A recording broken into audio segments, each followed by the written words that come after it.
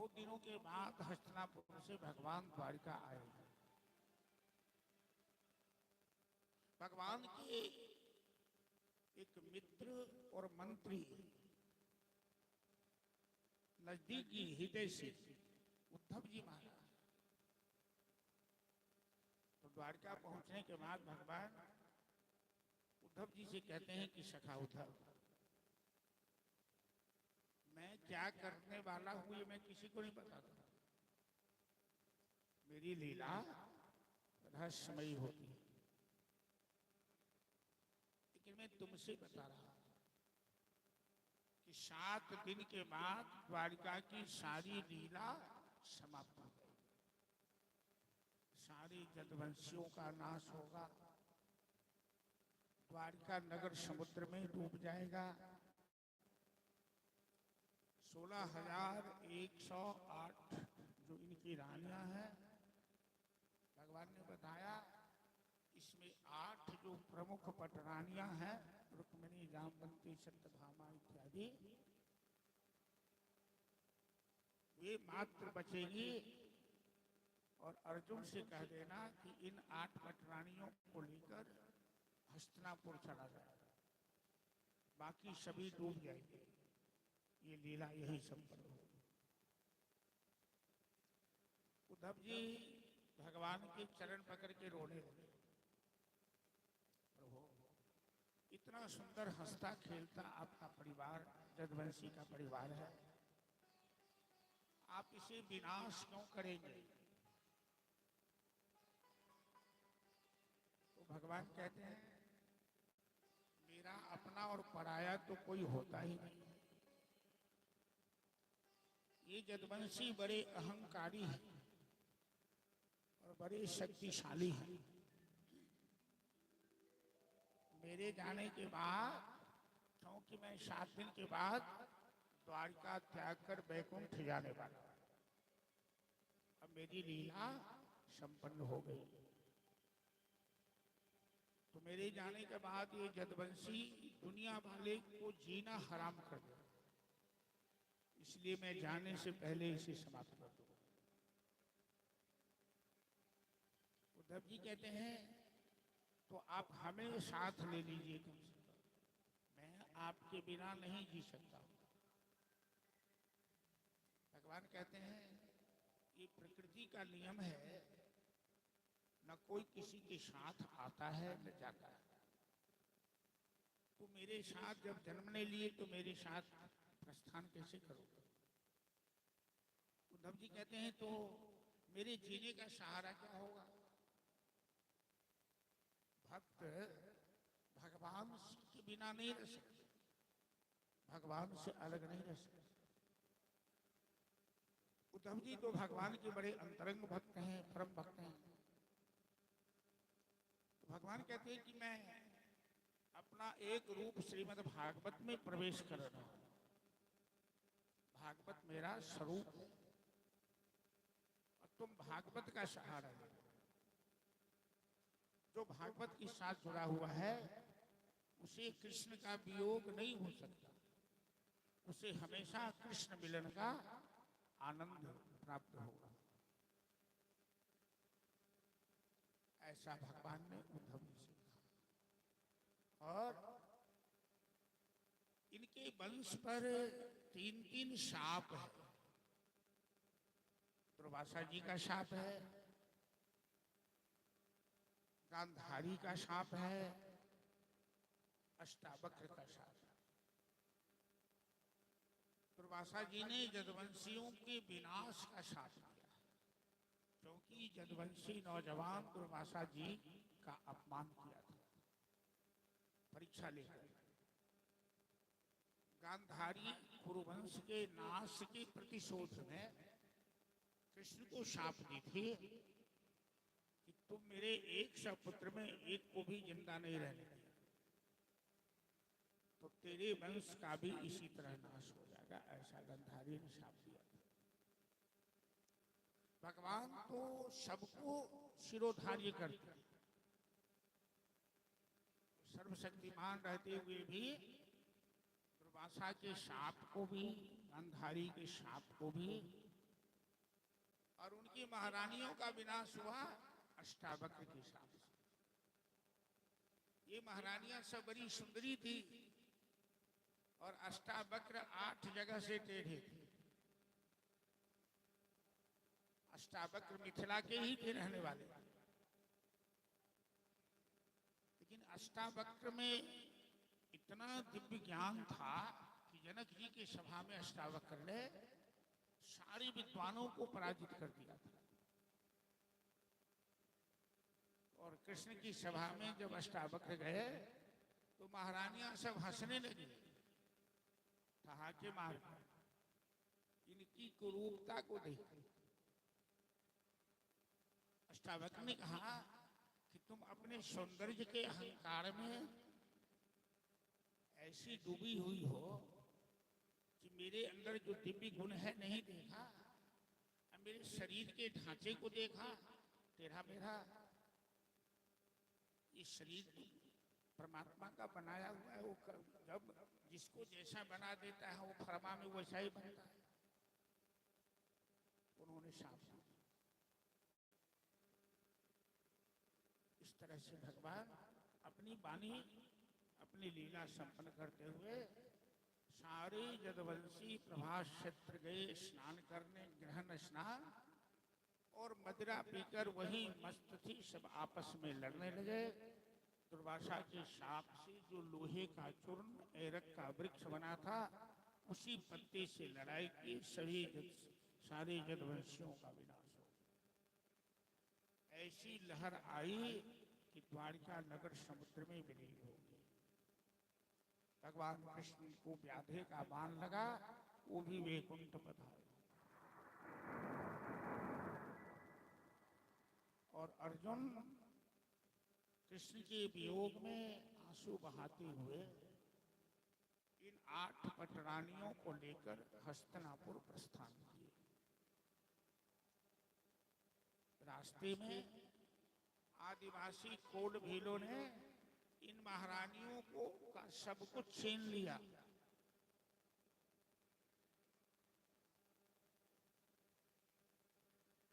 इनके पास जितनी भी कीमती आभूषण थे, वस्त्र थे, गांडीवधारी अर्जुन को इन महारानियों की सुरक्षा का भार मिला था। और अर्जुन वहां उपस्थित भी है लेकिन रक्षा नहीं कर पाए। आदिवासियों ने सब लूट दिया, अर्जुन देखते रहे। हस्तिनापुर आए, युधिष्ठिर महाराज धर्म के अवतार हैं, धर्मराज ही युधिष्ठिर बन के आए हैं मांडव ऋषि के शाप के कारण। युधिष्ठिर जैसे ही भगवान कृष्ण धरती का त्याग किए तो द्वापर युग का अंत हो गया, कलयुग प्रवेश कर गया। कलयुग के प्रवेश करते ही वातावरण आमूल परिवर्तित हो गया। अर्जुन पहुंचे तो युधिष्ठिर ने अर्जुन को देखा। अर्जुन के चेहरे की उदासी, अर्जुन के चेहरे की खिन्नता देखकर युधिष्ठिर को बड़ा आश्चर्य हुआ। युधिष्ठिर ने पूछा, भाई अर्जुन, तुम्हारा तेज, तुम्हारा संस्कार मलिन क्यों हो गया? तुमने क्या कोई बुरा काम किया है क्या? बुरे आचरण करने वाले का संस्कार मलिन हो जाता है। लेकिन हमें विश्वास है कि अर्जुन का चरित्र तो बहुत ठोस है, मजबूत है। अर्जुन बुरा आचरण नहीं कर सकता। आंसू बहाते अर्जुन ने कहा, भाई हम भगवान कृष्ण के वियोग में इतने कमजोर दिख रहे, उदास दिख रहे हैं, क्योंकि भगवान श्री कृष्ण अब धरती पे नहीं रहे, वैकुंठ पधार गए। हमारे संबंधी यदुवंशियों का विनाश हो गया, द्वारिका नगर समुद्र में विलीन हो गया। हम इसी दुख से दुखी। अर्जुन आंसू बहाते हुए बड़े भाई से कहने लगे कि भाई, देखते ही देखते जीवन में क्या हो जाता है। ये संसार, ये जीवन और जगत दोनों ही परिवर्तनशील है। अभी 5 मिनट पहले कितनी जोर बारिश शुरू हो गई, अभी देखिए एकदम साफ सुथरा हो गया। ये कब क्या होगा, प्रकृति कैसे करवट लेगी, ये कोई नहीं कह सकता। परिवर्तन ही संसार का नियम है। कभी सुबह, कभी शाम, कभी दिन, कभी रात, कभी ठंडी, कभी गर्मी, कभी दुख, कभी सुख। यह साँझ उषा का आंगन, आलिंगन विरह मिलन का, चिरहास अस्त्र में आनंद है इस मानव जीवन। इसलिए जो सही ज्ञानी पुरुष हैं, उस समय के साथ समझौता करके जीते। आप अपने अनुकूल समय को नहीं बदल सकते। यदि आपकी इच्छानुसार कुछ हो जाता है, ये परमात्मा की कृपा होती है। परमात्मा स्वतंत्र है। आपके अनुकूल प्रतिकूल उस समय के अनुसार होता है और दोनों को स्वीकारना हो।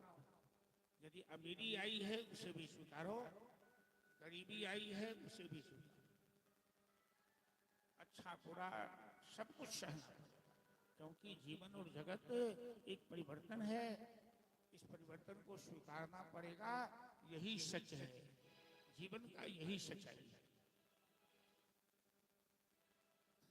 कि सब दिन होत न एक समान, सब दिन होत न एक समान, सब दिन होते न एक समाना, सब दिन होते न एक समाना, सब दिन होत न एक समाना, सब दिन होत न एक समाना, ओ सब दिन होते न एक समाना, सब दिन होते न एक समाना।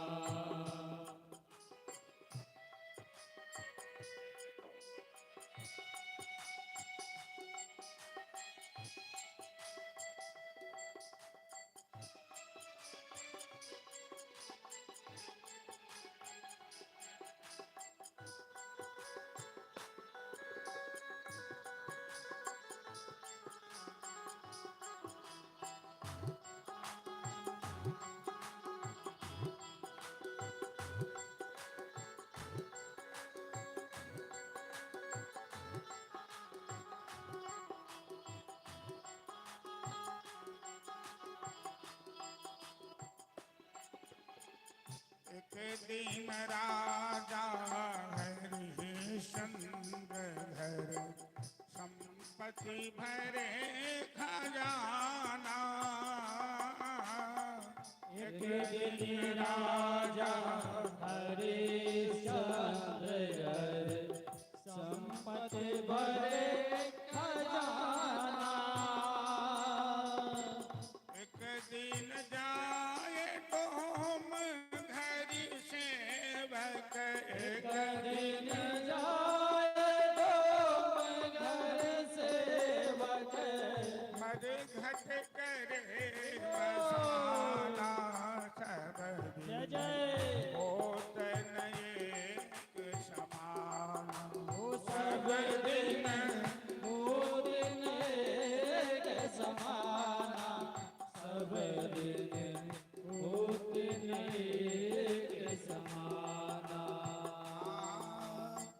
एक दिन दुल्हा बने राम जी, पुष्प मस्तक चढ़े विमाना, एक दिन दुल्हा बने राम जी, पुष्पक चढ़े विमाना। एक दिन सीता हरण भयो है, एक दिन सीता हरण भयो है। दशरथ त्यागल प्राणा, सब दिन होत एक समाना। सब दिन होते न एक समाना, सब दिन होते न एक समाना।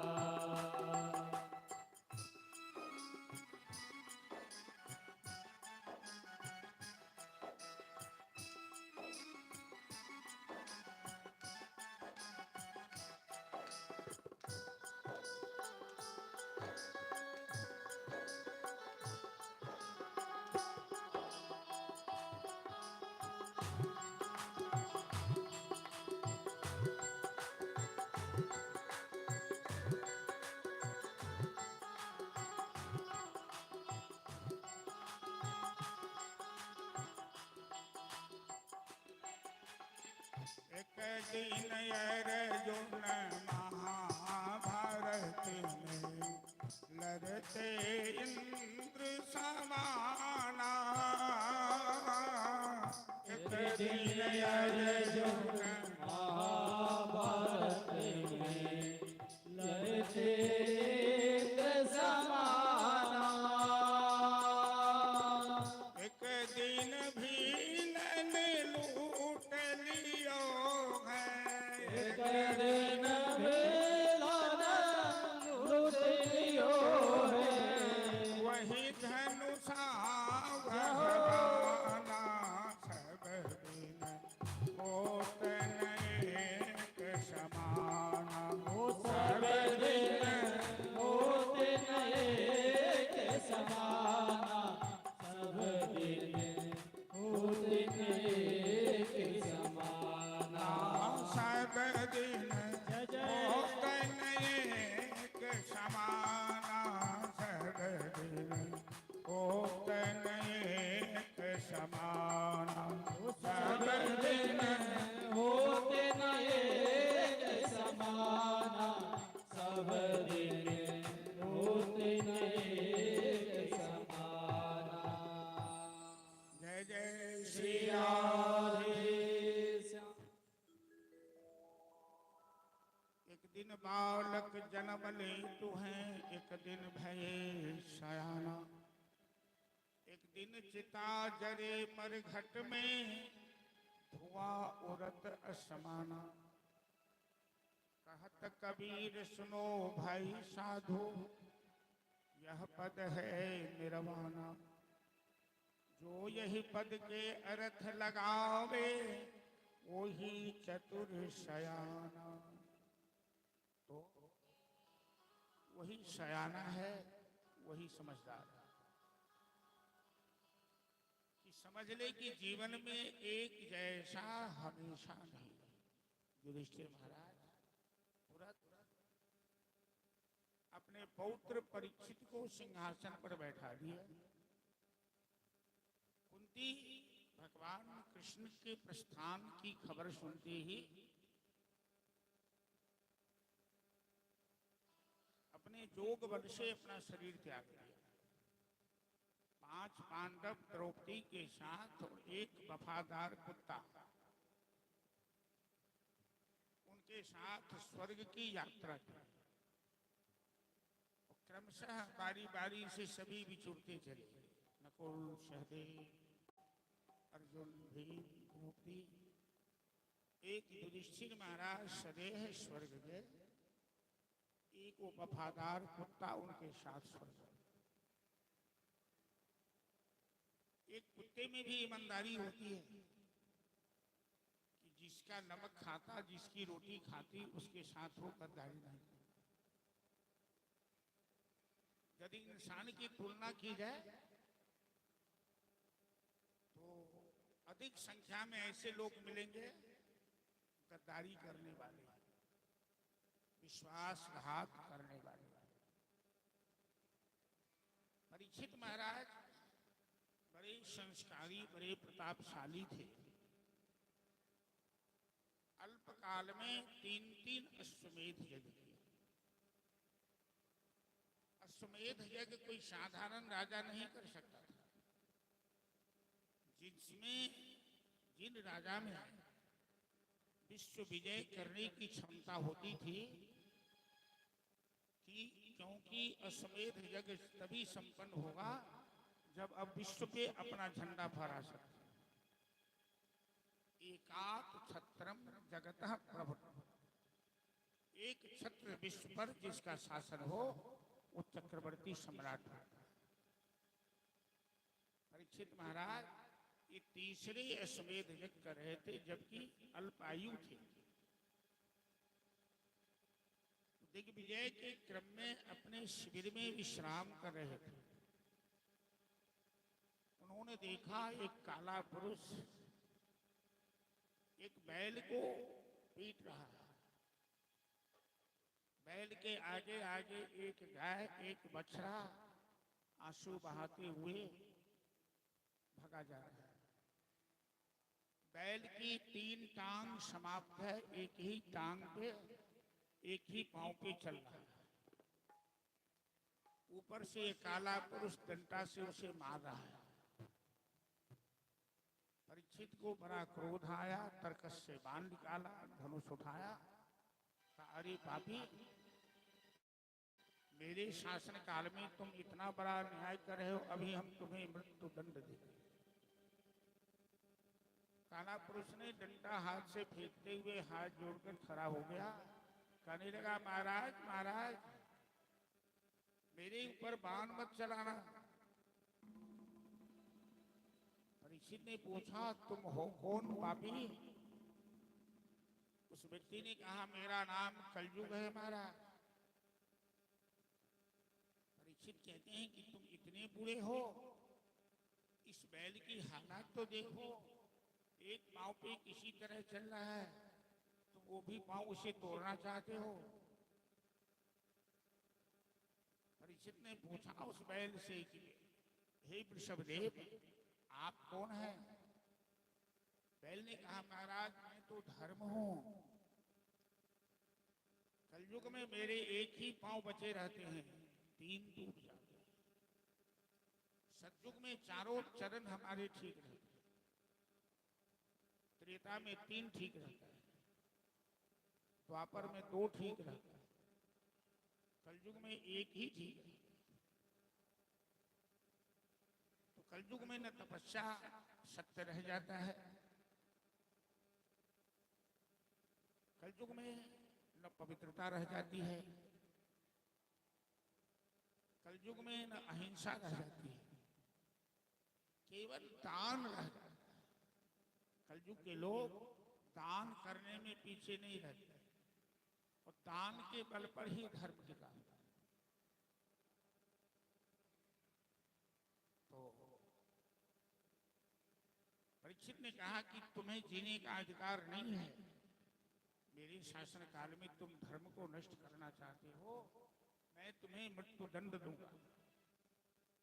तो कलयुग कहता है महाराज मैं मानता हूं कि हम में अवगुण अधिक है। कलौ दोष निधेराज अस्ति एक महान गुण स्मरणादेव कृष्णस्य नरो मुंचेत बंधना। कलयुग में अवगुण अधिक है, दोष अधिक है, लेकिन एक गुण कलयुग में है जो अन्य किसी युग में नहीं, युग में है न त्रेता में है न द्वापर में। जरा सभी आदमी ध्यान से सुनिए और विचारिए, ये जीवन में समझने की चीज। सज्जू के लोग तपस्या करते थे, कलयुग में तपस्या नहीं कर सकता है। त्रेता के लोग यज्ञ करते थे, अब कलयुग में यदि यज्ञ होता है तो केवल भ्रष्टाचार होता है, क्योंकि जहां भी यज्ञ होता है वहां लूट खसोट होता है। चाहे वो महात्मा यज्ञ करे चाहे कोई गृहस्थी यज्ञ करे, बस यज्ञ के माध्यम से पैसे कमाना उद्देश्य हो जाता है। द्वापर में लोग पूजा पाठ ज्यादा करते थे, तो जो फल उन्हें तपस्या करने से, यज्ञ करने से, पूजा करने से प्राप्त होता था, कलयुग में केवल हरि नाम कीर्तन से प्राप्त होता। कृते अध्यायते पुंसा त्रेतायाम यजते मखै द्वापरे परिचर्याया कलौ तत् हरि कीर्तन। तो कलयुग कहता है महाराज, कलयुग में तो केवल हरिनाम कीर्तन करने से भवसागर से बेड़ा पार। अमृत है हरिनाम जगत में, छारी विषय विष पीना क्या। है ये भजन क्या विनीता जी? भजन है, अमृत है हरिनाम का नहीं। अमृत है हरिनाम जगत में, छारी विषय विष पीना क्या। हरिनाम नहीं तो जीना क्या। हरिनाम नहीं तो जीना क्या। हरिनाम नहीं तो जीना क्या। हरिनाम नहीं तो जीना क्या। अमृत है हरिनाम जगत में, अमृत है हरिनाम जगत में, छारी विषय विष पीना क्या। हरिनाम नहीं तो जीना क्या। हरिनाम नहीं तो जीना क्या।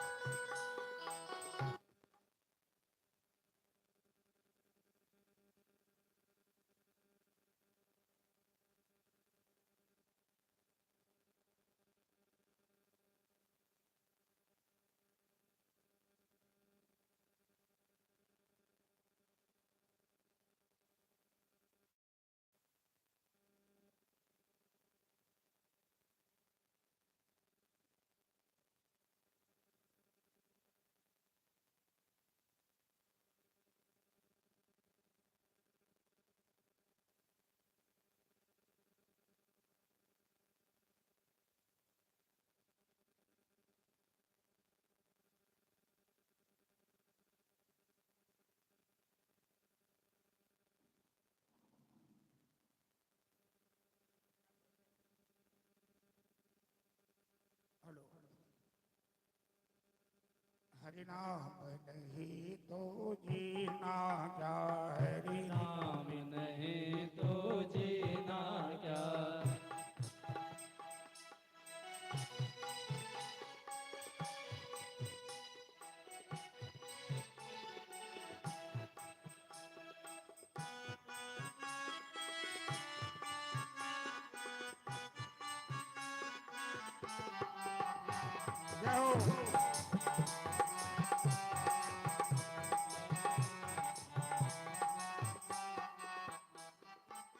काल सदा अपने रस डोले, न जाने कब सिर चढ़ी बोले।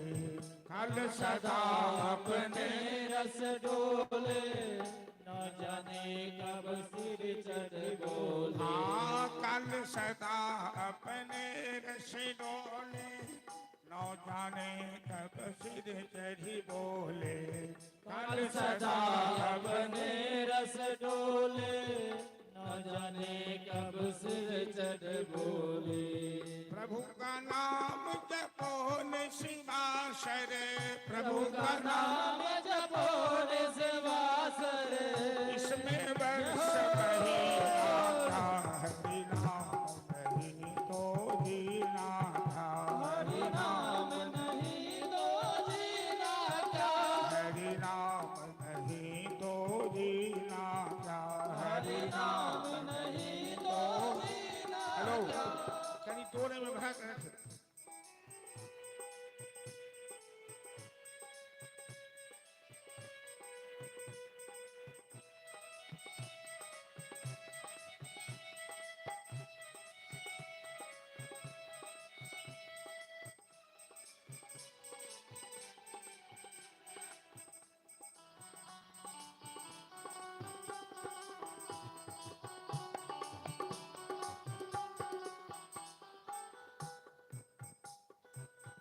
तीर्थ है हरि नाम तुम्हारा, क्यों फिरते हो मारा मारा।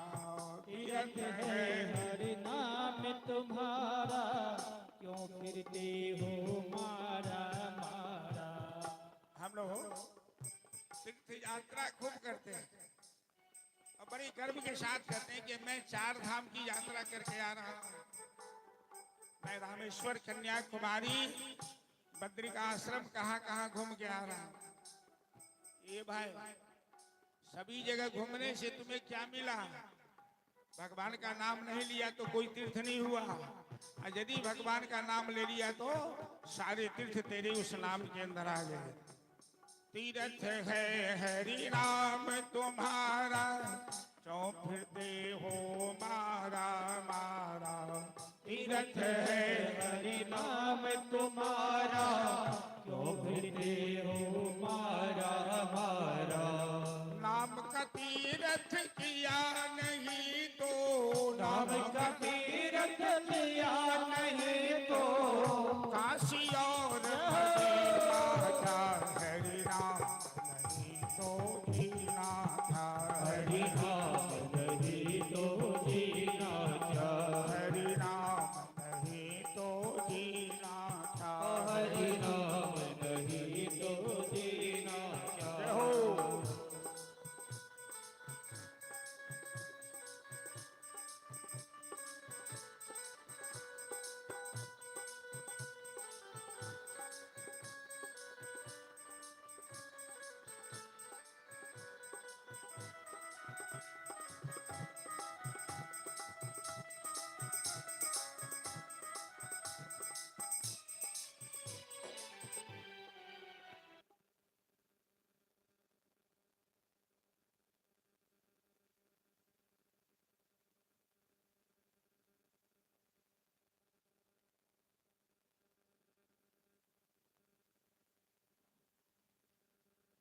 जय जय श्री राधे।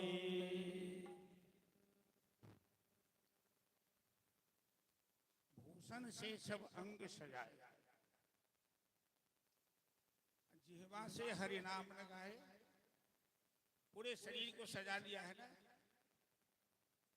और भगवान का नाम यदि नहीं लिया तो ये आभूषण कैसा लगेगा? जैसे किसी महिला को आभूषण को पहना दीजिए और कपड़े हटा दीजिए, कपड़ा के ऊपर ही आभूषण शोभा देता है, और वस्त्र हटा दीजिए तो आभूषण किसी काम का नहीं। हनुमान जी लंका में रावण को यही कहे थे कि बसनहीन नहीं शोभ सुरारी, सब भूषण भूषित बरना। रावण वस्त्रहीन स्त्री शोभा नहीं देती है, चाहे कितना भी आभूषण से सजी हो। दूसरी बात हनुमान जी कहते हैं कि राम नाम बिनु गिरान शोभा। भाषण करने में बड़े चालाक हो, खूब बोलते हो, लेकिन तेरी वाणी से यदि राम नाम नहीं निकलता है तो तेरी वाणी तो मेढक की तरह टटराना है। मेढक जब बारिश होती है ना इस भादों में, आषाढ़ में, तो मेढक टट टट करता है, उसकी वाणी वही। कलयुग में एक कलयुग की विशेषता है, बड़ा सरल तरीका है। यज्ञ करना, तप करना, व्रत करना, यहां तक कि दान करना भी बड़ा कठिन काम है। कृपण व्यक्ति चाहे वो कितना भी धनवान हो, लेकिन उसे आप दान करने के लिए कहिए तो नहीं कर सकते। कृपण की परिभाषा स्वामी कृपात्री जी दिए थे कि यह स्वल्पम अपि वित्तम क्षति न सहे। अपने अर्थ नुकसान को थोड़ा भी जो बर्दाश्त नहीं करे, यदि 10 रुपया दान में दे रहा है तो उसे लगेगा कि 10 रुपया मेरा घट रहा है, उसे कृपण कहते हैं। ये नहीं सोचता है कि देह यहां धरी रह जाएगी तो कुंडल और नगीना क्या। कि शरीर भी एक दिन श्मशान, ऐसे ही श्मशान में जल जाएगा और कुंडल नगीना जो भी होगा ना बाल बच्चे उतार लेंगे। बगल में जाले भरबारा एक गांव है, तो गोनू झा का नाम सुने होंगे। वहाँ गोनू ग्राम है अभी भरबारा में, वहाँ हम लोग कथा करते हैं साल में एक बार। तो गोनू झा नाम के व्यक्ति हुए जिन्हें भगवती सिद्ध थी, पढ़े लिखे नहीं थे गोनू झा, लेकिन प्रेजेंस ऑफ माइंड उनका इतना तेज था कि हाजिर जवाब देते। तो गोनू झा ने अपनी माँ से पूछा कि माँ, उनके अंदर एक सोने का दांत लगा हुआ था, एक दांत लोग टूटता है तो सोने का दांत चांदी का दांत लगवा लेता है।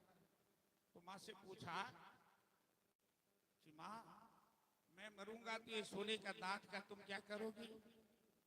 माँ ने कहा बेटा कैसी बात करती हो, पहले तुम क्यों मरोगे, पहले मैं मरूंगी ना। अब तुम मर जाओगे तो उसके लिए हम सोने दांत की चिंता करें? गोनू झा जोगी थे, एक बार उन्होंने जानबूझ के प्राण त्याग लिया। ऐसा प्राणवायु को साधा कि दुनिया में संदेश गया कि गोनू झा मर गए। अब श्मशान ले जाने की तैयारी होने लगी, उनके लिए जनाजा बना। गोनू झा को जनाजा पर जब सुलाया जाने लगा, माँ रो भी रही है बेटा बेटा कह के, और हाथ में एक पत्थर लेके धीरे धीरे अपने बेटा के पास जा रहे हैं। इस पत्थर से वो दांत तोड़कर निकाल लेंगे श्मशान जाने से पहले। और माँ जब गोनू झा के मुंह पर पत्थर मारने लगी दांत तोड़ने के लिए, तो गोनू झा कहते हैं कि माँ मैं मरा नहीं हूं, मैं जिंदा हूं। मतलब श्मशान जाने से पहले दांत तोड़ने लगी। तो देह यहाँ पर धरी रह जाएगी, कुंडल और नगीना क्या, हरि नाम नहीं तो जीना।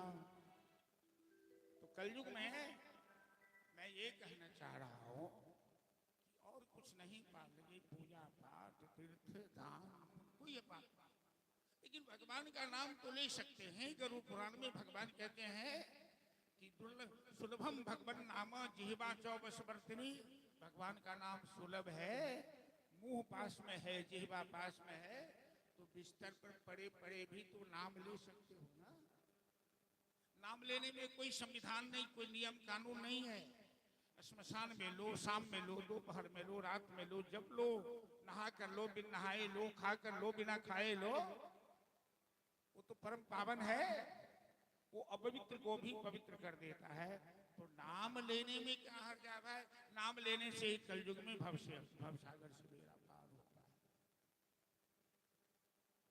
तो परीक्षित ने कलयुग को 4 जगह दी रहने के लिए, जहां लोग जुआ खेलता है, जहां लोग मदिरा पीता है, जहां लोग वेश्यावृत्ति करता है, और जहां पर हिंसा होती है, बूचर खाने में, कसाई खाने में। कलयुग ने कहा महाराज ये सभी स्थान अपावन है, अपवित्र है, एक स्थान अच्छा दे दीजिए, स्वर्ण के अंदर कलयुग को जगह दे। परीक्षित लौट के आए घर, आज अपने बाप दादी का खजाना खोल के देखा कि बाप दादी ने क्या रखा है। तिजोरी। हम लोग खजाने में जमा करने का प्रयास करते हैं, दौलत बनाने का प्रयास करते हैं, जमीन जायदाद, मकान, मोटर, कार, बंगले सब, लेकिन बच्चों में संस्कार हो रहा है कि नहीं, ये प्रयास नहीं करते। सबसे पहले गार्जियन वर्ग को, माता पिता को अपने बच्चों में संस्कार देना चाहिए। दौलत पीछे, संस्कार होगा तो दौलत कमा लेगा, संस्कार नहीं होगा तो कमाई हुई दौलत को बर्बाद कर देगा। एक सुंदर मुकुट मिला, ये जरासंध के माथे का मुकुट था। जब भगवान ने जरासंध को मरवाया भीम के द्वारा, तो युवराज तो उसके पुत्र को वापस किया, मुकुट भीम अपने भाई के लिए ले आए। युधिष्ठिर को पता लगा कि जरासंध के माथे का मुकुट है, तो फेंक दिया। वो तो बड़े ही ईमानदार थे, सत्यवादी थे। युधिष्ठिर ने कहा, भीम, जरासंध अन्यायी राजा था, अत्याचारी था, और उसने जो भी कमाया अत्याचार से, अन्याय से, वो धन अपने घर में मत रखो। अन्याय से कमाया हुआ धन नहीं टिकता, वो शीघ्र नाश हो जाता। मुकुट को नदी में फेंक दो। पर भीम ने लालच के कारण मुकुट को छिपाकर तिजोरी में रख दिया। आज वही मुकुट धारण करके परीक्षित निकले शिकार के लिए भादो मास शुक्ल पक्ष नौमी तिथि के। देखिए, हमारे यहाँ भादो को लोग हर मास मानता है, कोई शुभ काम शुरू नहीं करता है। लेकिन मेरी समझ से भादो को भद्र कहा। भद्र मतलब पवित्र, कल्याणकारक। भादो से अच्छा तो कोई मास ही नहीं है, क्योंकि सबसे ज्यादा अवतार भगवान के भादो में ही हुए। भगवान कृष्ण का जन्म भादो में, ठीक 15 दिन के बाद राधा रानी जी का प्राकट भादो में, वामन भगवान का प्राकट भादो में, और वराह भगवान का प्राकट भादो में। तो भद्र मास है। तो जंगल में परीक्षित को प्यास लगी, भूख लगी, तो चले आए। एक बगल में आश्रम था समीक ऋषि का, पानी मांगने लगे। वो तो ध्यान में थे, आश्रम में कोई था नहीं। परीक्षित 2 बार 4 बार चिल्लाए, इतना गुस्सा आया कि मरा हुआ सांप उनके गले में डाल दिया। चले आए। क्यों? कि परीक्षित के मस्तक पे मुकुट था, हीरा जवाहरात से जड़ा हुआ। और कलयुग का वास परीक्षित ने सोने में दिया था। तो कलयुग ने कहा कि जब तक परीक्षित जिंदा रहेगा तो मेरा अत्याचार नहीं चलेगा, तो पहले परीक्षित को मारना है। कोई कोई सिनेमा में नहीं देता है, वो एक दे रहा था सीरियल, अब बंद हो गया, शक्तिमान। तो शक्तिमान में एक किल्बिश है, किल्बिश। संस्कृत में किल्बिश कहते हैं पाप। तो पाप हमेशा धर्म पर जाता है, हम शासन करें। कलयुग मतलब पाप, धर्म को मिटा दो। तो यदि धर्म के रक्षक हैं राजा परीक्षित, रक्षा करने वाले, तो परीक्षित को समाप्त कर दो, उनके माथे पर चढ़ जाए। और ऐसा रास्ता पकड़ाया, परीक्षित की बुद्धि को बदल दिया। जो धर्मात्मा परीक्षित, गाय ब्राह्मण के रक्षक, आज ब्राह्मण के तपस्वी ब्राह्मण के गले में मरा हुआ सांप डाल दिया। चले आए आज अपनी राजधानी। ऋषि कुमार ने देखा, मेरे पिता के गले में मरा हुआ सांप डाल दिया है। वो नौजवान की बुद्धि ने आगे सोचा न पीछे सोचा, वो तुरंत जल लेकर राजा परीक्षित को सांप दे दिया। आवेश में आकर, हे महाराज, इतनी लक्षित मर्यादम तक्ष को सप्त में हनी दक्ष तस्मा कुलांगारा माया तत्व। हे महाराज, तुमने मेरे पिता के गले में मरा हुआ सांप डाल दिया है, इतना अहंकार आ गया तुम्हें। यद्यपि आप इसमें कोई निर्णय नहीं लेना। कोई इंसान यदि आवेश में निर्णय लेता है तो अनर्थ का कारण होता है। निर्णय लीजिए ठंडे दिमाग से, क्रोध में नहीं। क्योंकि ब्रह्मा जी ने क्रोध में सृष्टि की तो भूत पेच पिशाच की सृष्टि बन गई, तो क्रोध की सृष्टि बंद कर दिया। क्रोध में लिए गए निर्णय हमेशा दुर्घटना का कारण होता है। श्रृंगी ऋषि क्रोध में आकर शाप दे दिया। सोचा नहीं कि राजा परीक्षित तो बड़ी धर्मात्मा है, आखिर ऐसा उन्होंने क्यों किया। जब शमीक ऋषि की समाधि खुली तो गले से सांप निकाल के फेंका और अपने पुत्र को पूछा कि तुम आंसू क्यों बहा रहे हो। तो सिंगी ने कहा कि आपके गले में सांप डाल दिया था परीक्षित ने, मैंने उसे सांप दे दिया है। शमीक ऋषि कहते रे नादान, तुमने ये क्या किया? अरे उनके माथे पर तो कलयुग बैठा था, परीक्षित तो बड़े धर्मात्मा है, वो तो पृथ्वी के रक्षक है, तुमने अनर्थ कर दिया। तुम ब्राह्मण हो, ब्राह्मण इतने जल्दी कभी किसी को शाप नहीं देते हैं, तूने धरती को अनाथ कर दिया। राजा परीक्षित जैसे शासक बार बार धरती पर नहीं आते। शमीक ऋषि ने तुरंत राजा परीक्षित को सूचना भेजी अपने शिष्यों के द्वारा। परीक्षित ने जैसे ही मुकुट नीचे किया उनको होश आ गया।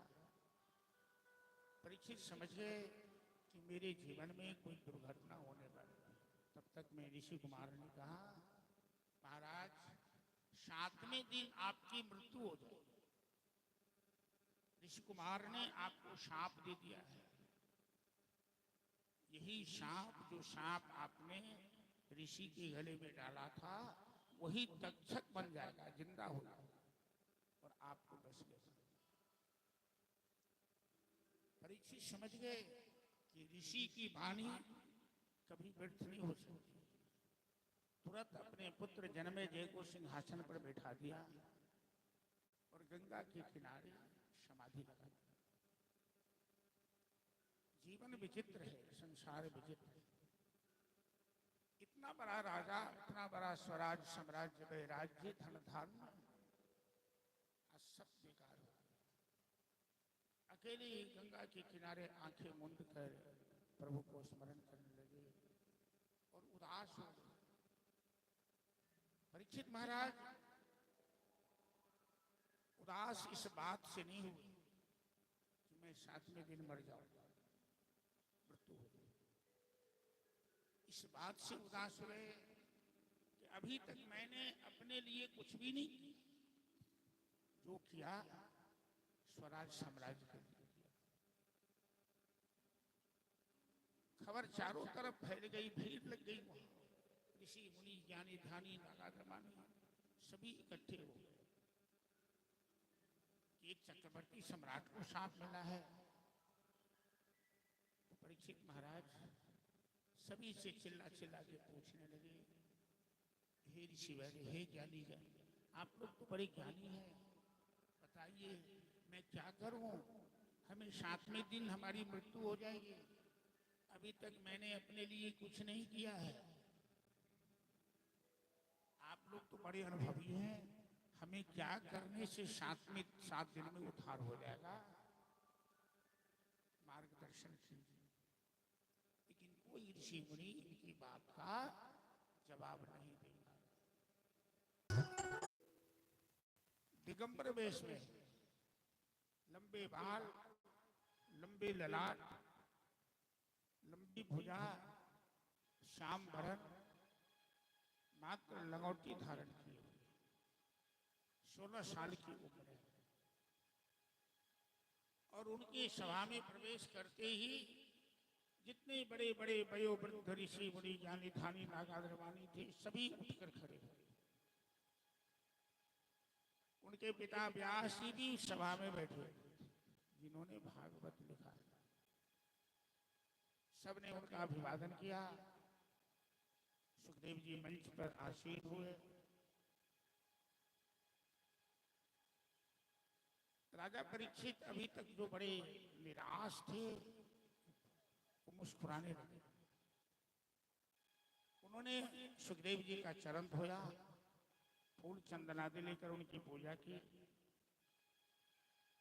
और उनके चरणों में नतमस्तक होकर, सिर झुकाकर अपना भाव रखा, अपनी श्रद्धांजलि रखी।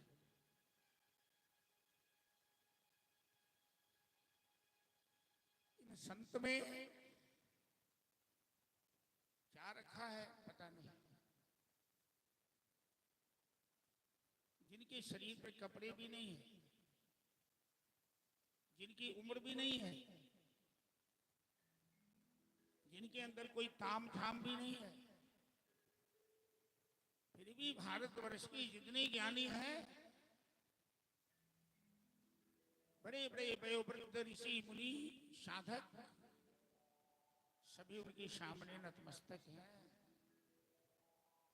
और आज अभी तक परीक्षित जो चिंतित थे, उनकी चिंता दूर ने आपको सौंप दिया। लोग कहते हैं ना कि मैं गुरु की तलाश में निकला हूं, गुरु बनाने जा रहा हूं। गुरु की तलाश में गुरु बनाना, ये शब्द कुछ अच्छा नहीं लगता। शिष्य बना जाता, शिष्य बनने जा रहा हूं। परीक्षित नतमस्तक होकर अपने आप को सौंप दिए। शिष्य का प्रथम लक्षण है गुरु के चरणों में अपने आप को सिलेंडर कर देना। गुरु शब्द बड़ा महान है। ऐसे लोग नहीं कहते गुरु ब्रह्मा गुरु विष्णु गुरु देवो महेश्वर। ब्रह्मा विष्णु महेश एक सृष्टि करता, एक सृष्टि पालनहार और एक सृष्टि का संहार करने वाला। ये तीनों काम गुरु अकेले करते हैं। वो रचना भी करते हैं, वो पालन भी करते हैं, वो संहार भी करते हैं। शिष्यों में इस संस्कार की रचना करते हैं, शिष्यों के संस्कार का पालन करते हैं, और शिष्यों के अंदर जो दुर्गुण है उसका संहार करते हैं। इसलिए गुरु ब्रह्मा विष्णु महेश। बिना सौंपे ज्ञान प्राप्त नहीं किया जा सकता। ज्ञान प्राप्त करने के लिए यही न राम जी ने लक्ष्मण को शिक्षा दी। रावण जब प्राण त्याग रहा था तो कहा, लक्ष्मण बड़ा पंडित है रावण, इससे कुछ ज्ञान ले लो। तो लक्ष्मण रावण के मस्तक की ओर गए। तो रावण ने कहा, लक्ष्मण ज्ञान लेने आए हो तो मस्तक की ओर मत, चरण की ओर आओ, क्योंकि ज्ञान चरण में आए हुए को मिलता है, सर पर बैठने वाले को नहीं। राम जी ने कहा, लक्ष्मण तुम्हारी पहली गलती रावण बता रहा है। कहने का मतलब ज्ञान विनम्रता से गुरु के चरणों में अपने आप को सौंप करके प्राप्त किया जाता है। बड़ी कठिन चीज है।